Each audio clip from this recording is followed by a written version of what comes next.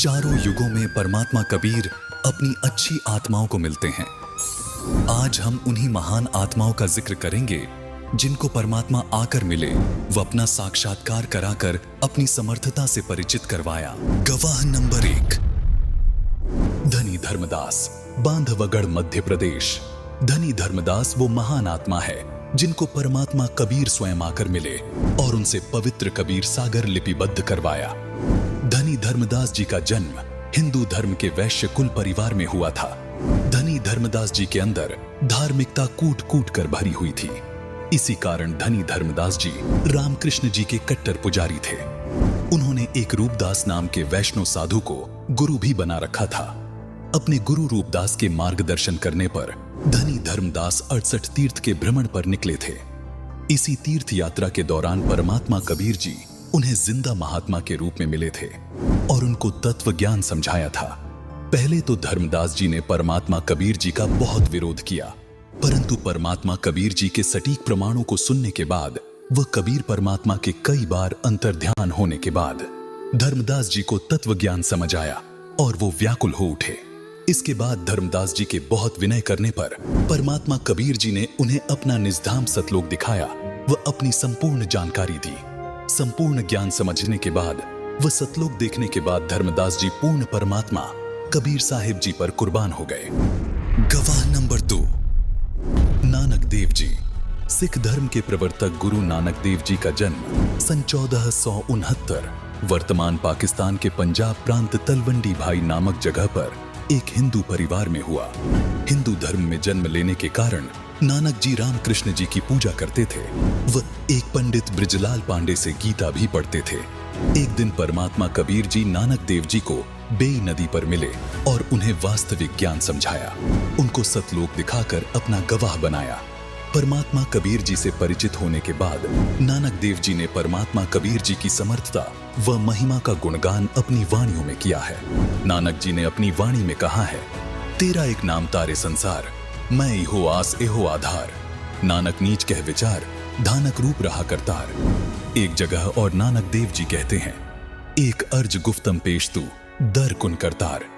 हक्का कबीर करीम तू, बेअब परवरदिगार। गवाह नंबर 3, दादू दयाल जी, अहमदाबाद, गुजरात। संत दादू दयाल जी का जन्म गुजरात प्रांत के अहमदाबाद में विक्रमी संवत 1601 यानी सन 1544 को एक ब्राह्मण परिवार में हुआ था, जिन्हें परमात्मा कबीर जी एक बूढ़े बाबा के रूप में सन 1551 में मिले थे और उन्हें अपना गवाह बनाया। बहुत दयालु स्वभाव होने के कारण दादू जी को दादू दयाल के नाम से जाना जाने लगा। नानक देव जी की तरह दादू दास जी भी कहते हैं, जिन मोह को निज नाम दिया सोई सदगुरु हमार। दादू दूसरा कोई नहीं, कबीर सिरजनहार। एक दिन दादू दास जी बच्चों में खेल रहे थे। वहां पर परमात्मा कबीर जी जिंदा बाबा के रूप में प्रकट हुए और सभी बच्चों को परमात्मा की कथा सुनानी शुरू कर दी। कथा सुनकर दादू दास जी परमात्मा कबीर जी से बहुत प्रेरित हुए और परमात्मा कबीर जी से सतलोक देखने की इच्छा जाहिर की। परमात्मा कबीर जी ने पास खड़े पान के पेड़ से एक पत्ता तोड़ा और उस पत्ते पर अमृत रखकर दादू दास जी को दिया और उन्हें नाम उपदेश भी दिया। उसके बाद परमात्मा कबीर जी दादू दास जी को अपने साथ सतलोक ले गए और अपनी समर्थता से परिचित करवाया। उन्हें भी अपना गवाह बनाया। इसका प्रमाण हमें गरीब दास जी की अमर वाणी में भी देखने को मिलता है। दादू को सतगुरु मिले, दई पान की पीक, बूढ़ा बाबा जिसे कह, यह दादू की नहीं सीख। दादू दास जी ने भी परमात्मा कबीर जी की कलम तोड़ महिमा की है। उन्होंने कहा है कि मेट दिया अपराध सब, आन मिले छिन्न माही। दादू संग ले चले, कबीर चरण की छाही। अभी तेरी सब मिटे, जन्म मरण की पीड़। श्वास उश्वास सुमर ले, दादू नाम कबीर। दादू नाम कबीर की, जे कोई लेवे ओट, तिनको कभू लागे नहीं, काल वज्र की चोट। गवाह नंबर 4, मलुकदास जी, इलाहाबाद, उत्तर प्रदेश। संत मलुकदास जी का जन्म कड़ा, जिला इलाहाबाद, उत्तर प्रदेश के कक्कड़ खत्री अरोड़ा परिवार में हुआ था, जो किसानों का एक बहुत अमीर परिवार था। वो गांव के मुखिया चौधरी थे। 900 एकड़ जमीन थी। चौधरी मलुकदास जी को बचपन से ही ईश्वर पर अटूट विश्वास था। जब मलुकदास जी बड़े हुए तो वे खेती का काम करते थे। मलुकदास जी अपने क्षेत्र के एक प्रतिष्ठित व्यक्ति थे। गांव में उनकी अच्छी प्रसिद्धि थी। परमात्मा ने एक लीला करके उन्हें अपनी शरण में लिया था। आदरणीय मलूकदास जी को 42 वर्ष की आयु में परमात्मा कबीर जी मिले थे। परमात्मा कबीर जी की महिमा में मलूकदास जी कहते हैं, जपो रे मन साहिब नाम कबीर, दास मलुक सलूक कहत है, खोजो खसम कबीर। गवाह नंबर 5, घीसादास जी, बागपत, उत्तर प्रदेश। घीसादास जी का जन्म उत्तर प्रदेश के जिला मेरठ, वर्तमान जिला बागपत, गांव खेखड़ा में विक्रमी संवत 1860 यानी सन 1803 में हुआ था। एक दिन घीसादास जी बाहर खेतों में खेल रहे थे। उनकी आयु 7 वर्ष थी। तब अचानक परमात्मा कबीर जी सतलोक से सहशरीर आए और घीसादास जी को दर्शन दिए। परमात्मा कबीर जी ने अपनी प्रिय आत्मा घीसादास जी को पूर्ण परमात्मा की भक्ति करने के लिए कहा और 1 घंटे तक सत्संग सुनाया। आदरणीय घीसादास जी ने परमात्मा कबीर जी के मुख कमल से सतलोक तथा सतपुरुष की महिमा सुनी और सतलोक की सैर करने की इच्छा व्यक्त की। परमात्मा कबीर जी ने घीसादास जी को मंत्र उपदेश दिया तथा उनकी आत्मा को शरीर से निकालकर अपने साथ सतलोक ले गए। बालक घीसादास जी अचेत हो गए। अगली सुबह बालक घीसादास जी को जब होश आया तब उन्होंने सभी को बताया कि कबीर प्रभु स्वयं जिंदा बाबा के रूप में मुझे आकर मिले थे। परमात्मा कबीर जी ने घीसादास जी को भी अपना गवाह बनाया। गवाह नंबर 6, सन 1244 में परमात्मा कबीर जी समस्त्रबेस के रूप में रूमी को मिले थे। एक दिन रूमी अपने शागिर्दों को हौज के किनारे पढ़ा रहे थे। तभी समस्त्रबेस के रूप में परमात्मा कबीर जी वहां आए और किताबों की ओर इशारा करते हुए पूछने लगे, ये क्या है? रूमी ने परमात्मा कबीर को उत्तर दिया कि बाबा, ये वो है जो तू नहीं जानता। ये सुनकर समस्त्रबेस के रूप में कबीर परमात्मा ने रूमी की सारी इल्मी किताबों को हौज में धक्का दे दिया और एक एक करके सारी किताबें पानी से बाहर निकाल कर रख दी। रूमी ने देखा कि एक भी किताब गीली नहीं हुई थी, बल्कि उन किताबों से सारा रेत बाहर निकल रहा था। ये देखकर रूमी ने समस्त्रबेस के रूप में कबीर परमात्मा को कहा कि बाबा, ये क्या है? परमात्मा कबीर जी ने उत्तर दिया कि ये वो है जो तू नहीं जानता, और वहां से चले गए। अगले दिन दोबारा रूमी और परमात्मा कबीर जी की मुलाकात हुई। परमात्मा कबीर जी के तर्क सुनकर रूमी अपने घोड़े से नीचे गिर गया। उसके बाद कई बार परमात्मा कबीर जी समस्त्रबेस के रूप में रूमी से मिलते रहे और उनको तत्व ज्ञान समझाते रहे, जिससे रूमी की परमात्मा में अजब कसक बनी। परमात्मा कबीर जी की याद में रूमी पागल से हो गए। रूमी ने परमात्मा कबीर जी से ज्ञान प्राप्त करके भक्ति शुरू की व अपनी परंपरागत साधना त्याग दी। रूमी ने परमात्मा कबीर जी के ज्ञान से प्रभावित होकर एक किताब भी लिखी, जिसका नाम है दीवाने कबीर। गवाह नंबर 7, जंबेश्वर जी, संरथल, राजस्थान। बिश्नोई धर्म के प्रवर्तक श्री जंबेश्वर जी महाराज का जन्म गांव पीपासर, राजस्थान प्रांत में भारतवर्ष में हुआ। इनका भक्त स्थल समराथल राजस्थान में है। संत जंबेश्वर जी को परमात्मा कबीर जिंदा बाबा के रूप में गांव समराथल में मिले थे। इसका प्रमाण हमें जंबेश्वर जी की वाणियों में भी देखने को मिलता है। जंबेश्वर जी अपनी वाणी में कहते हैं, दिल दिल आप खुदाबंद जाग्यो, सब दिल जाग्यो सोई, जो जिंदो हज काबे जाग्यो, थल सिर जाग्यो सोई। संत जंबेश्वर जी ने बताया है कि जिस समय मोहम्मद जी हज के लिए मक्का में गए थे, उस समय परमात्मा कबीर जिंदा महात्मा के रूप में हजरत मोहम्मद जी को काबा मक्का में मिले थे और उनको जगाया था कि मंदिर मक्का आदि तीर्थ स्थानों पर चक्कर लगाने से परमात्मा नहीं मिलता। परमात्मा प्राप्ति के लिए मंत्र जाप की आवश्यकता है। आगे वाणी में संत जंबेश्वर जी ने यह भी बताया है कि वही परमात्मा थल सिर समराथल राजस्थान प्रांत में आया और मुझे जगाया। गवाह नंबर 8, शेख फरीद। शेख फरीद एक महान भगत आत्मा थे। उनके जन्म से ही भक्ति के प्रबल संस्कार थे। इन्हीं संस्कारों की वजह से एक गुरु द्वारा दी गई शिक्षा की कठिन से कठिन तप करना चाहिए, उससे परमात्मा प्राप्ति होती है। इसलिए शेख फरीद जी कठिन तप करते थे।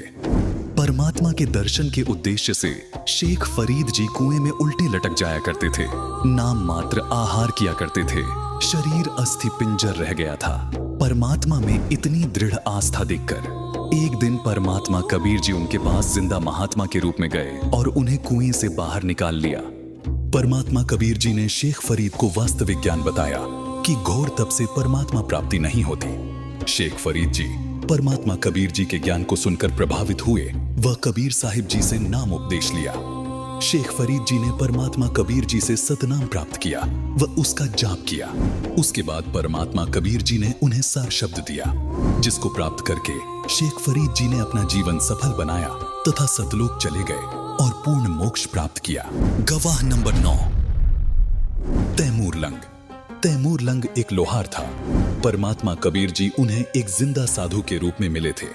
एक दिन तैमूर लंग बकरी चरा रहे थे। उस समय उनकी उम्र 18 वर्ष थी। तभी परमात्मा कबीर एक जिंदा साधु रूप बनाकर तैमूर लंग के पास गए, उनसे मिले। तैमूर लंग इतने गरीब थे कि उनके पास कभी खाने को रोटी होती तो कभी नहीं। फिर भी तैमूर लंग ने परमात्मा कबीर जी को भोजन ग्रहण करने को कहा और परमात्मा कबीर को भोजन करवाया। भोजन करने के बाद परमात्मा कबीर जी ने तैमूर लंग को बकरी बांधने वाली बेल से 7 बार मारा और उन्हें 7 पीढ़ी के राज का आशीर्वाद दे दिया।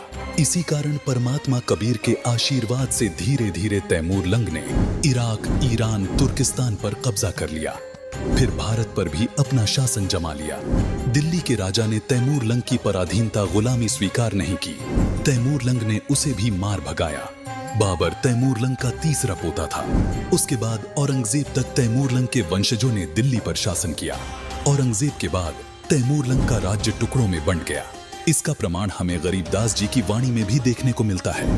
गरीबदास जी अपनी वाणी में कहते हैं, रोटी तैमूर लंग कौन दिन्ही, ताते 7 बादशाही लिन्ही। एक दिन तैमूर लंग शिकार पर गया था, वर्द हो गया था। परमात्मा कबीर जी दोबारा उसी जिंदा साधु का वेश बनाकर तैमूर लंग से मिले। उसको समझाया कि भक्ति कर राजा, नहीं तो नरक में गिरेगा। भूल गया वो दिन जब एक ही रोटी थी घर पर। उसी समय तैमूर लंग परमात्मा कबीर जी के चरणों में गिर गया, दीक्षा ली, राज्य पुत्र को दे दिया।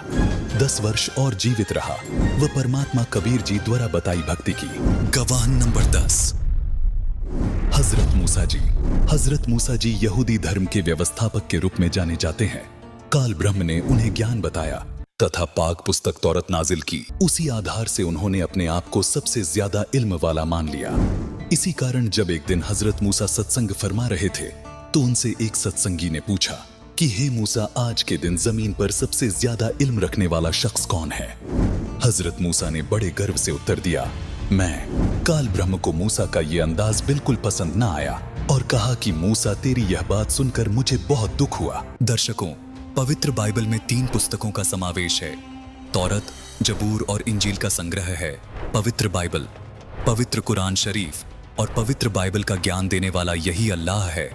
कुरान शरीफ ज्ञानदाता, सूरह काफ 18 आयत 60 से 82 में हजरत मूसा जी को कह रहा है कि अल खिज्र के सामने तुम्हारा ज्ञान कुछ भी नहीं है। दर्शकों, ये अल खिज्र कोई और नहीं, खुद कबीर देव अथवा कबीर परमात्मा थे। दर्शकों, यदि कुरान शरीफ और बाइबल के ज्ञानदाता को संपूर्ण ज्ञान होता तो एक आयत में ये भी लिख देते कि मेरा ज्ञान संपूर्ण है। बजाय इसके बाइबल और कुरान शरीफ ज्ञानदाता ने मूसा जी को नसीहत दी कि यदि तुम्हें संपूर्ण ज्ञान प्राप्त करना है तो अल खिज्र से प्राप्त करो। दर्शकों, यही प्रमाण कुरान शरीफ सूरत फुरकान 25 आयत 59 में भी मिलता है, जिसमें कुरान ज्ञानदाता कहता है कि संपूर्ण ज्ञान प्राप्त करने के लिए बाखबर की खोज करो। इसी प्रकार गीता ज्ञानदाता गीता अध्याय 4 के श्लोक 34 में कहता है कि संपूर्ण अध्यात्म ज्ञान को समझने के लिए किसी तत्वदर्शी संत की खोज करो। दर्शकों, गीता ज्ञानदाता, कुरान ज्ञानदाता और बाइबल का ज्ञानदाता एक ही है, जिसको संपूर्ण जानकारी नहीं है। वर्तमान में बाखबर अथवा तत्वदर्शी संत कोई और नहीं, संत रामपाल जी महाराज जी हैं, जिन्होंने संपूर्ण आध्यात्मिक ज्ञान को उजागर कर दिया है। यथाशीघ्र संत रामपाल जी महाराज से जुड़े और अपने मानव जीवन का कल्याण करवाएं। दर्शकों, देखिए आगे अल्लाह हजरत मूसा जी को क्या कहते हैं। तूने अपने आप को सबसे बड़ा इल्मी कैसे मान लिया? घुटनों के बल बैठे मूसा ने कहा कि मैं आपका भेजा हुआ रसूल हूं और मुझे सारा इल्म आपसे हासिल है। इसीलिए मैंने ये कह दिया कि आज जमीन पर मुझसे ज्यादा इल्म किसी के पास नहीं है। काल ब्रह्म ने कहा कि मूसा, जमीन पर तुझसे ज्यादा इल्म रखने वाला शख्स मौजूद है और तेरा इल्म उसके इल्म के सामने कुछ भी नहीं है। मूसा ने कहा कि हे अल्लाह, मैं उस शख्स से मिलना चाहता हूं ताकि मैं वो इल्म हासिल कर सकूं जो मेरे पास नहीं है। वो शख्स कहां रहता है और कैसे मिलेगा? ये बताने की मेहरबानी कीजिए। काल ब्रह्म ने मूसा जी को अल खिज्र के पास भेज दिया। उसके बाद मूसा अल खिज्र के पास पहुंचे। वह अपना परिचय दिया। कहा, मुझे अल्लाह ने आपसे इल्म सीखने के लिए भेजा है। आप मुझे वो नेक इल्म सिखा दें जो आपके पास है। अल खिज्र ने कहा कि अच्छा, अगर आप मेरे साथ चलना ही चाहते हो तो ध्यान रहे, आप किसी भी चीज के बारे में मुझसे सवाल ना कीजिएगा जब तक मैं खुद उसके बारे में ना बताऊं। लेकिन हजरत मूसा अल खिज्र जी की शर्तों पर खरे नहीं उतर पाए, जिस कारण उन्हें अल खिज्र जी से बिना इल्म प्राप्त किए ही वापस लौटना पड़ा। हजरत मूसा को मिलने वाले अल खिज्र कोई और नहीं बल्कि स्वयं कबीर परमात्मा ही थे। गवाह नंबर 11, इब्राहिम अधम सुल्तान। इब्राहिम अधम सुल्तान बलख शहर का एक ऐसा राजा था जिसकी शानो शौकत इंद्र के समान थी। पूर्व के जन्म में इब्राहिम अधम सुल्तान वाली आत्मा सम्मन नाम का मनियार था। तब उसने परमात्मा कबीर जी की सेवा में अपने बच्चे की कुर्बानी दे दी थी। इसी नुक्ते के कारण परमात्मा कबीर जी उस प्यारी आत्मा के कल्याण के लिए उसके पीछे लगा हुआ था। परमात्मा कबीर जी ने अब्राहम अधम सुल्तान को माया रूपी दलदल से निकाला, उन्हें मूल ज्ञान व मोक्ष दिया। परमात्मा कबीर जी इब्राहिम अधम सुल्तान को जिंदा बाबा के रूप में उनके पूर्व जन्म के प्रबल संस्कारों के कारण मिले थे। परमात्मा कबीर जी इब्राहिम अधम सुल्तान के सामने कई बार अंतर्ध्यान हुए, कई बार उनको ज्ञान समझाया। तब कहीं जाके इब्राहिम अधम सुल्तान ने अपना राज्य त्यागा और परमात्मा कबीर जी के द्वारा बताई भक्ति की तथा मोक्ष को प्राप्त हुए। अमर लोक से सतगुरु आए, रूप धरा कारवाना, ढूंढत ऊट महल में डोले, भूजत शाह बियाना। 16 सहज सुहेली छोड़ी, 18 लाख तुराना, सतगुरु शब्दे लई फकीरी, इब्राहिम सुल्ताना। हीरे मोती मुक्ता छोड़े, अरबो दिव्य खजाना, 70 खान 72 उम्रे, तजे अमीर दीवाना। चढ़त गयंत इंद्र की न्याय, सूरज अरथ छिपाना, सेना संग रल दल बादल, गरद जात आसमाना। 10 दिशा को मक्का फिरिया, चरणों बांध कुराना, दास गरीब कबीर पुरुष को अमर किए सुल्ताना। अब आपको दिखाते हैं कि संत गरीबदास जी महाराज को कबीर परमात्मा कैसे मिले। गरीबदास जी महाराज, गांव छुड़ानी, जिला झज्जर, हरियाणा। गरीबदास जी महाराज, गांव छुड़ानी, जिला झज्जर, हरियाणा। गरीबदास जी महाराज का जन्म सन 1717 वर्तमान हरियाणा प्रदेश के जिला झज्जर के गांव छुड़ानी में हुआ। गरीबदास जी जाट किसान परिवार में जन्मे थे। एक दिन गरीबदास जी अन्य ग्वालों के साथ गाय चराने अपने खेतों में गए थे। उन्हीं खेतों के पास परमात्मा कबीर जी जिंदा बाबा के वेश में कुछ ही दूरी पर प्रकट हुए। वह चलकर गरीबदास जी की तरफ आए। गरीबदास जी के साथ सभी ग्वाले एक पेड़ के नीचे बैठकर अपना भोजन कर रहे थे। सभी ने जिंदा बाबा के वेश में कबीर परमात्मा को भोजन करने को कहा, उनसे आग्रह किया। ग्वालों के आग्रह करने पर परमात्मा कबीर जी ने कहा कि मैं भोजन करके आया हूं। ग्वालों ने कहा कि महात्मा जी भोजन नहीं करोगे तो दूध तो पीना पड़ेगा। ग्वालों की ये बात सुनकर परमात्मा कबीर जी ने कहा कि मैं कुंवारी गाय का दूध पीता हूं। कबीर परमात्मा जी की ये बात सुनकर सभी ग्वालों ने कहा कि महात्मा जी आप तो मजाक कर रहे हो, कुंवारी गाय कभी दूध देती है? ग्वालों की और कबीर परमात्मा जी की बातें बालक गरीबदास भी सुन रहे थे। उनकी बातें सुनकर बालक गरीबदास जी खड़े हुए और अपनी बचिया ले आए जिसके छोटे छोटे स्तन थे। बचिया लाने के बाद बालक गरीबदास जी ने कहा कि महात्मा जी ये बचिया दूध कैसे देगी, ये तो अभी कुंवारी है। परमात्मा कबीर जी ने दूध के लिए एक पात्र मंगवाया। वो उसे बचिया के स्तनों के नीचे रखने को कहा। परमात्मा कबीर जी ने बचिया के कमर पर अपना आशीर्वाद भरा हाथ रखा और देखते ही देखते बचिया के थन लंबे हो गए। थानों से दूध की धार बह चली। पात्र बचिया के स्तनों के नीचे रखने को कहा। परमात्मा कबीर जी ने बचिया के कमर पर अपना आशीर्वाद भरा हाथ रखा और देखते ही देखते बचिया के थन लंबे हो गए। थानों से दूध की धार बह चली। पात्र भरने के बाद बचिया के थनों से दूध आना अपने आप बंद हो गया। परमात्मा कबीर जी ने दूध पहले खुद पिया और फिर अन्य गवालों को भी पीने को कहा। बालक गरीबदास जी को छोड़कर बाकी सभी गवालों ने परमात्मा कबीर जी को कहा कि ये जंतर मंत्र वाला दूध है और ऊपर से आपने इस दूध को झूठा कर दिया है। आपकी जात का भी नहीं पता कि आप किस जात के हो। इसलिए हम ये दूध नहीं पिएंगे। गवाले ये बात कहकर दूर चले गए, लेकिन बालक गरीबदास जी वहीं बैठे रहे और परमात्मा कबीर जी को कहने लगे कि लाओ महात्मा जी, ये दूध का प्रसाद मुझे दे दो, पता नहीं फिर कभी नसीब हो या ना हो। ये बात सुनकर परमात्मा कबीर जी मुस्कुराए और बालक गरीबदास जी को दूध का प्रसाद दे दिया।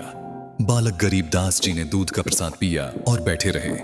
परमात्मा कबीर जी ने बालक गरीबदास को अपना ज्ञान बताया, उनको सतलोक के सुखों के बारे में बताया, वहां की व्यवस्था बताई। बालक गरीबदास जी कबीर परमात्मा जी की बातें सुनकर बहुत प्रेरित हुए और परमात्मा कबीर जी से सतलोक देखने की इच्छा जाहिर की। परमात्मा कबीर जी ने बालक गरीबदास जी को नाम उपदेश दिया। वो उनकी आत्मा को शरीर से निकालकर अपने साथ सतलोक ले गए। गवालों ने बालक गरीबदास जी को उठाने की कोशिश की, लेकिन शरीर में आत्मा न होने के कारण बालक गरीबदास जी ने कोई भी प्रतिक्रिया नहीं की। गांव वालों ने बालक गरीबदास जी को मृत मानकर उनके शरीर को चिता पर रख दिया। उधर परमात्मा कबीर जी ने बालक गरीबदास जी को संपूर्ण अध्यात्म से परिचित करवाया, उनको नरक दिखाया, स्वर्ग दिखाया, ब्रह्मा, विष्णु, महेश के लोक दिखाए और आखिर में परमात्मा कबीर जी ने बालक गरीबदास जी को सतलोक दिखाकर उनके अंदर सारा तत्व ज्ञान डालकर वापस शरीर में छोड़ दिया। गांव वालों ने बालक गरीबदास जी को चिता पर रख दिया था और अग्नि देने ही वाले थे। तभी बालक गरीबदास जी के शरीर पर बंधी सारी रस्सियां अपने आप टूट गईं और बालक गरीबदास उठ खड़े हुए। उठते ही बालक गरीबदास परमात्मा कबीर जी से प्राप्त अमृतवाणी तत्व ज्ञान को ऊंचे स्वर में बोलने लगे। पूरा गांव गरीबदास जी महाराज को पागल कहने लगा। सबको लग रहा था कि उस जिंदा बाबा के जंतर मंत्र वाले दूध को पीकर गरीबदास जी पागल हो चुके हैं। 3 वर्ष पश्चात एक गोपाल दास नाम के संत के आग्रह करने पर गरीबदास जी महाराज ने परमात्मा कबीर जी से प्राप्त तत्व ज्ञान व अमृतवाणियां लिखवाई, जो आज सदग्रंथ साहिब के रूप में उपलब्ध है। दर्शकों, जिस प्रकार तुलसीदास जी ने लाखों वर्ष पूर्व त्रेता युग में घटी रामायण को अपनी दिव्य दृष्टि से लिख दिया, जो संपूर्ण हिंदू समाज के लिए मान्य है, इसी प्रकार वेद व्यास जी ने महाभारत के युद्ध के दौरान बोली गई श्रीमद् भगवद गीता जी को वर्षों उपरांत अपनी दिव्य दृष्टि से लिखा, जो सर्व भक्त समाज को मान्य है। ठीक इसी प्रकार संत गरीबदास जी महाराज, जिनको खुद कबीर परमात्मा ने सर्व ब्रह्मांडों और संपूर्ण आध्यात्मिक ज्ञान से परिचित करवाया और उनको दिव्य दृष्टि प्रदान की, जिसके बाद उन्होंने लाखों करोड़ों युगों पहले घटी घटनाओं को और भविष्य में घटने वाली घटनाओं को अपनी दिव्य दृष्टि के माध्यम से सूक्ष्म वेद में लिपिबद्ध करवाया है तथा इस सूक्ष्म वेद में लिखी हर बात सभी धर्मों के सभी पवित्र प्रमाणित शास्त्रों से भी मेल खा रही हैं, जिससे ये स्पष्ट हो जाता है कि सूक्ष्म वेद की प्रामाणिकता पर संदेह नहीं किया जा सकता। तो अभी आपने देखा कैसे परमात्मा कबीर समय समय पर अलग अलग वेश धारण करके अपनी प्यारी आत्माओं को मिलते रहते हैं। परमात्मा कबीर जी की अपनी पुण्य आत्माओं को मिलने की ये सूची बहुत लंबी है। नामदेव, रामदेव पीर, हजरत मोहम्मद, मीराबाई जैसी बहुत सारी पुण्य आत्माओं को भी परमात्मा कबीर जी मिले व सत्य ज्ञान समझाया, वास्तविक भक्ति विधि बताई। कबीर साहिब समय समय पर अन्य रूप धारण करके लीला करते हैं, जिसको आम जन साधारण समझ नहीं पाता। उन्हें आम संत मानकर अनदेखा करने की भूल कर बैठता है। वैसे ही आज कबीर परमात्मा संत रामपाल जी महाराज के रूप में लीला कर रहे हैं। तमाम महापुरुषों ने कबीर परमात्मा की महिमा का वर्णन किया है, लेकिन जितने सरल, साधारण और प्रामाणिकता के साथ संत रामपाल जी महाराज ने कबीर साहिब जी को पूर्ण परमात्मा साबित किया है, ऐसा सिर्फ खुद परमात्मा कबीर ही कर सकते हैं।